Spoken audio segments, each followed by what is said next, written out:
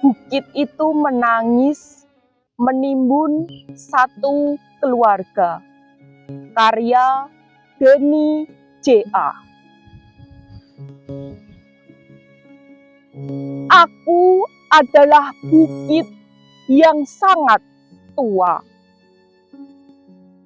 Jauh lebih tua dari riwayat semua keluarga yang pernah berteduh di bawah kakiku.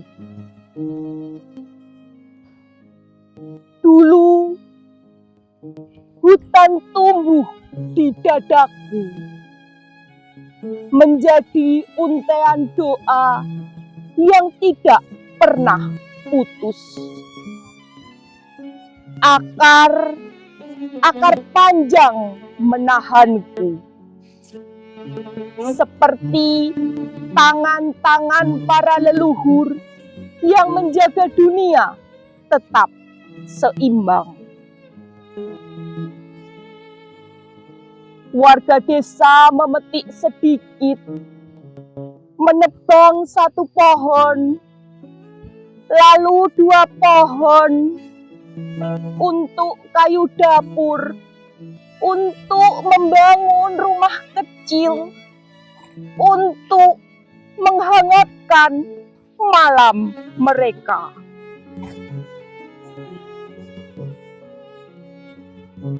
Aku tidak pernah marah. Aku tahu mereka menebang dengan hormat, seperti anak meminta kepada ibunya dengan suara pelan. Mereka memotong, tapi juga menanam. Mereka mengambil, tapi juga merawat. Aku tetap merasa dicintai. Tapi mereka berbeda. Gergaji tak lagi diayunkan oleh tangan desa. Mesin-mesin besar entah datang dari mana. Suara logamnya dingin, tanpa nurani.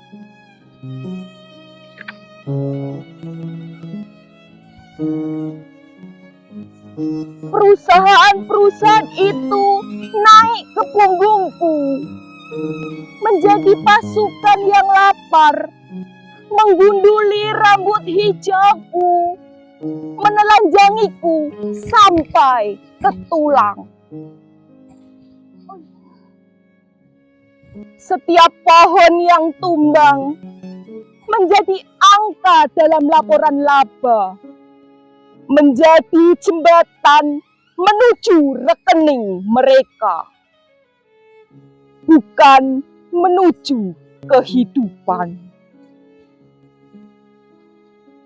Akar panjangku dicabut bukan oleh orang yang merawatku, melainkan oleh mereka yang bahkan tak tahu nama desaku. Para pekerja berseragam mengiris tubuhku seperti mengiris kue ulang tahun. Namun tak ada doa, tak ada permisi, tak ada terima kasih. Mereka datang untuk menumpuk uang, bukan untuk menumbuhkan hutan. Dan ketika setengah tubuhku botak dan kerontang, mereka pergi, meninggalkan aku berdiri sendirian di hadapan badai yang semakin ganas. Pada malam itu, Hujan turun dengan deras yang mengguncang langit. Ia mengetuk luka-luka lamaku yang tak sempat sembuh.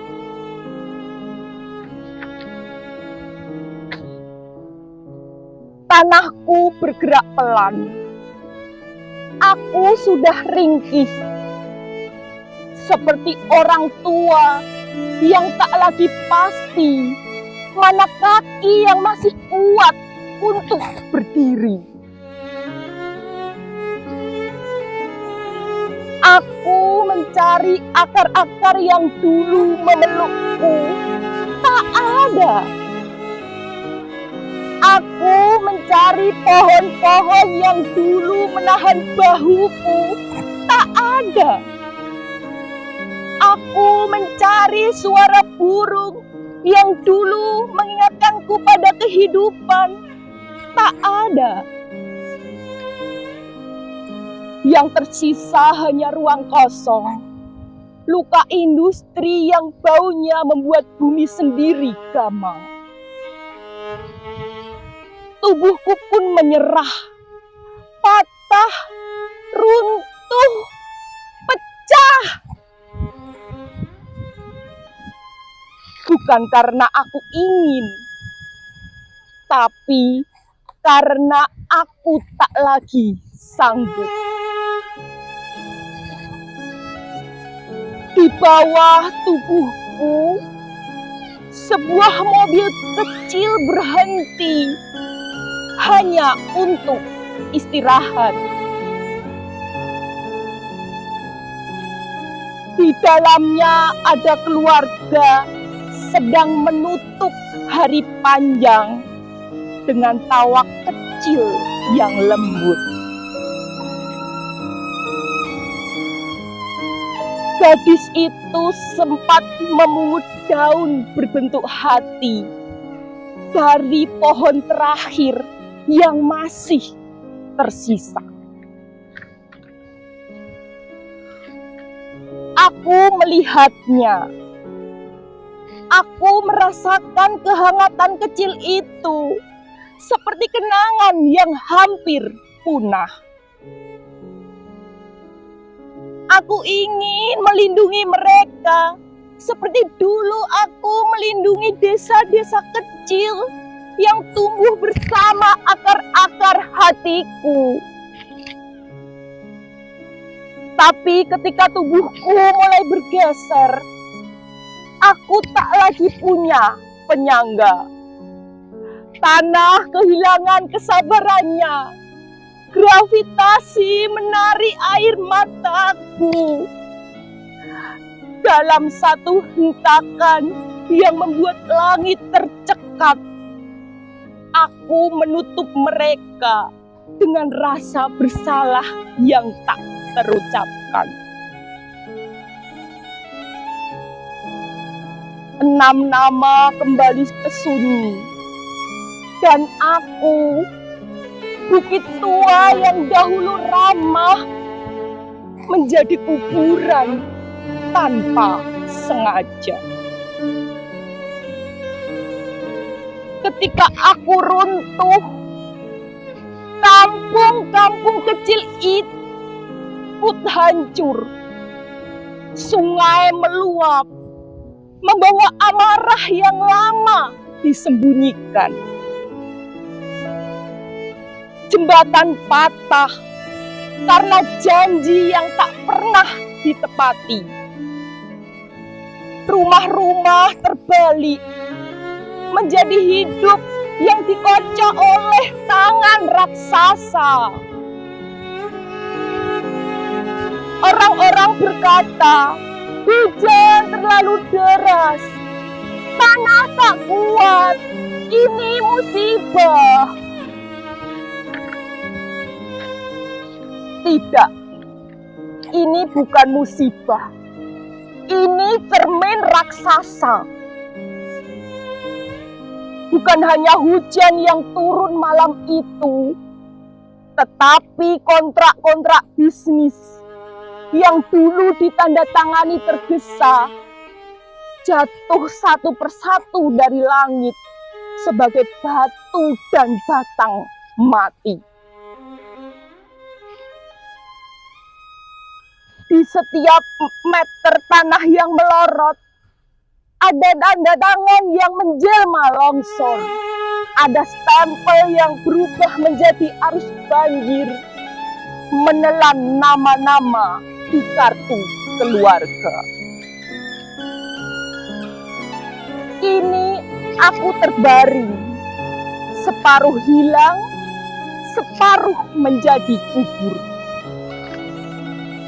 Namun yang paling hilang bukan lahanku, melainkan keyakinanku bahwa manusia masih mampu membedakan kebutuhan dari keserakahan. Warga desa memandangku dengan cinta, dengan hormat, dengan seimbang. Aku sanggup sembuh. Tapi perusahaan menebangku dengan ambisi, dengan ketamakan, dengan gelap mata. Aku tidak pernah bisa pulih. Di kota jauh, di ruang rapat ber-AC, di sebuah perusahaan metropolitan, angka-angka laba tumbuh di layar seperti hutan palsu. Grafik keuangan naik itu sesungguhnya peta jenazah.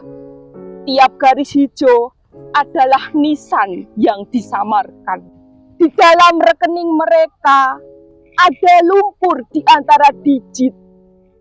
Ada napas terakhir yang dipadatkan menjadi bonus akhir tahun. Belajarlah bahwa pohon bukan hanya kayu. Ia saudaramu sendiri, tulang dunia.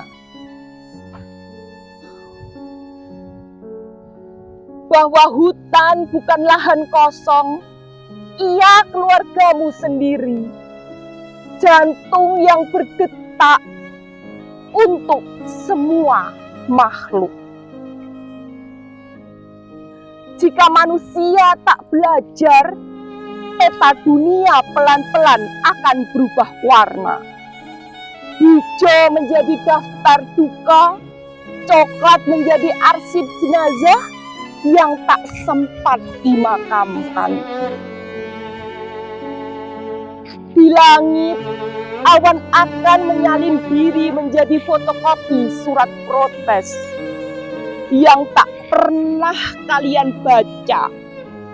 Turun sebagai hujan yang menghapus alamat rumah dari setiap kartu keluarga. Dan bumi yang selama ini diam akan semakin marah karena ia ibu kandung yang kalian hianati. Paris, 6 Desember 2025.